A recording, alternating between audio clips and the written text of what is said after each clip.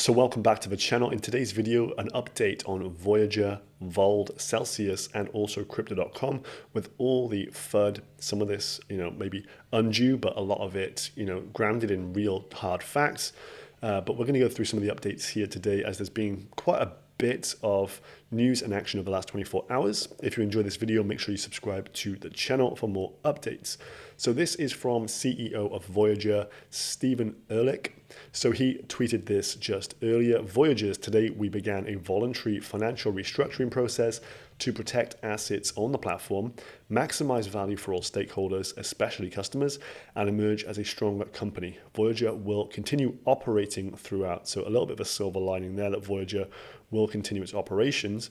But if we just dig into this here, you can see in his tweet thread here, a lot of this is due to the contagion of 3 Arrows Capital, who loaned a substantial amount of money from these guys. So they are pursuing all available remedies via this recovery of funds from 3AC, including through the court supervised process of the British Virgin Islands and also New York. And within this as well, it does say that it's important to note that as part of this announcement, we are confirming that customers with USD deposits in their accounts will receive access to those funds after a reconciliation and fraud prevention process is complete with the Metropolitan Commercial Bank. So there's a couple of silver linings within this, but I do believe that is just for USD deposits and not stable coins, but you need to confirm that if you are a customer of Voyager. So what was the hole left by 3AC? Well, apparently more than $650 million.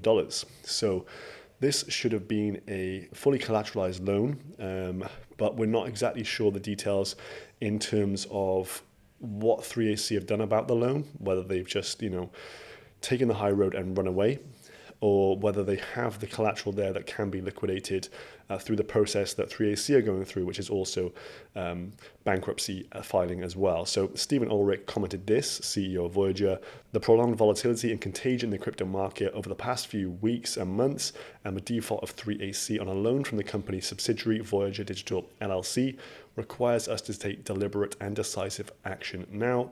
This is a Chapter 11 process that provides an efficient and equitable mechanism to maximize recovery.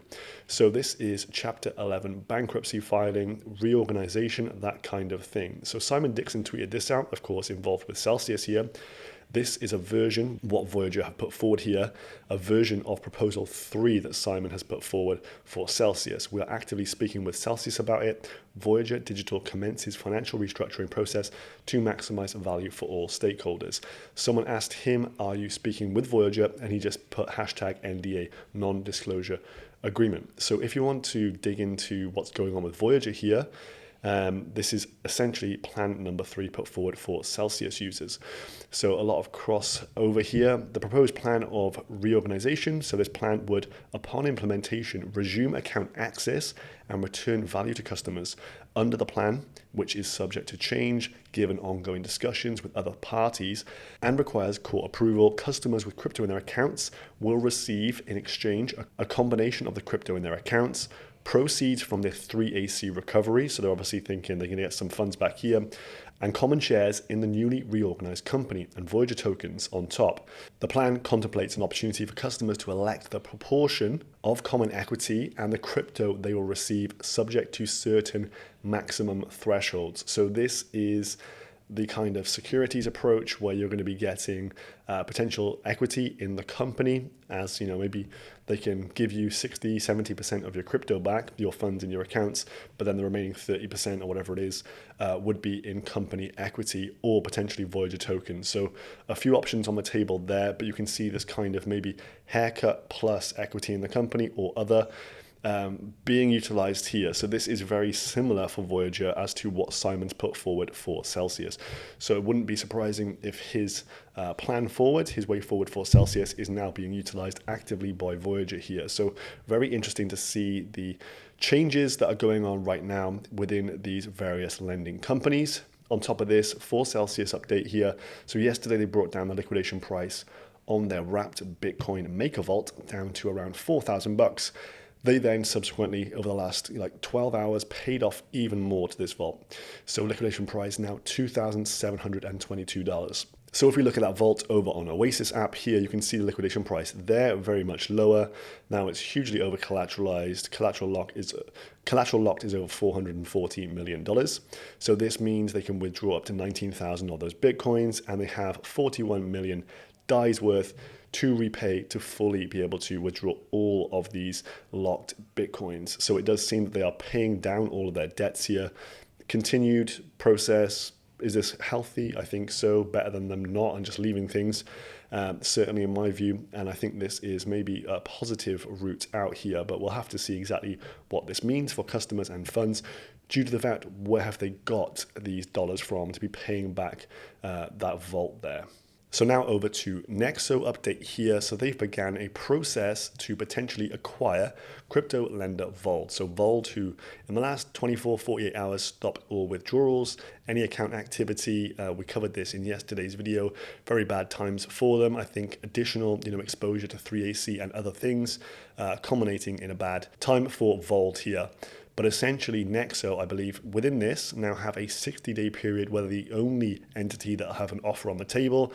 And it looks like they'll be going through all the accounts of Vauld, checking things over, looking at the balance sheet, and then being able to make that formal and final offer there. So Nexo seemingly coming out well from this. There's always winners and losers in the crypto space each cycle. And it seems Nexo on the lending front has done exceptionally well here. Now, in terms of Vauld, yesterday, Scott Malcolm put out a video, how I lost money with CEFI. So he was a big proponent of Vauld, and if you watch this video, he owns up to his mistakes and also getting his community involved with Vauld as well, which is, hats off to him. These are not easy videos to make when this kind of thing happens, I know from experience. And so within this, he goes through the pitfalls of utilizing these centralized entities, but also discloses how much money he's lost here. He was essentially using this as his kind of current account for paying his bills, for keeping all his US dollars, his stable coins on this specific platform, to pay bills or to utilize it for liquidity in the crypto markets, essentially mismanaging funds in this regard. So this is a really worthwhile video to watch, just to see that someone with a lot more experience than the majority of us in the market still making these kind of mistakes that everyone else is feeling. So if you feel like an idiot in the market, you're not alone. A lot of people are feeling this distress right now, and he's lost a heck of a lot of money if Vauld does go under and Nexo don't pull through with a recovery deal. Then we have this, Suzu. We are in the process of communicating with relevant parties and fully committed to working this out.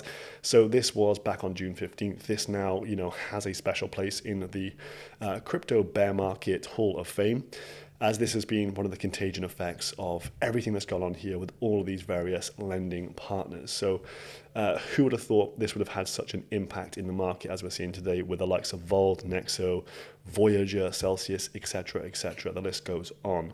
And then finally here we have Crypto.com. Actually, Chris from their, CEO of Crypto.com speaking out for the first time here. So there was quite a lot of FUD around, withdrawal issues around Crypto.com. They're not letting you withdraw all your funds, maybe only a percentage, maybe imposing limits.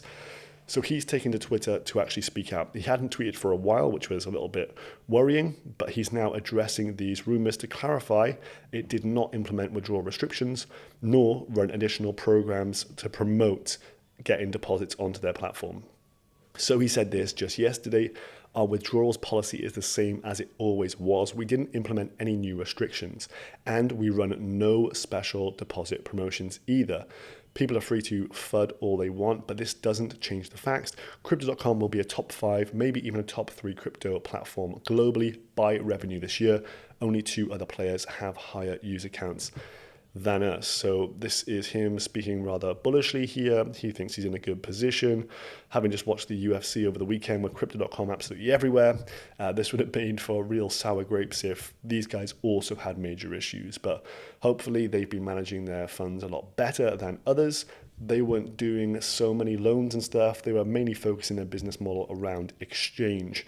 And they do take some hefty fees. If you've withdrawn from them, you will realize you do get quite stung on there for that convenience of utilizing an app. So that is Crypto.com addressing the FUD, saying nope, no issues with us, but we've heard this before from other providers. So obviously better to be safe than sorry. And if you've got funds on there, maybe consider moving them to self-storage.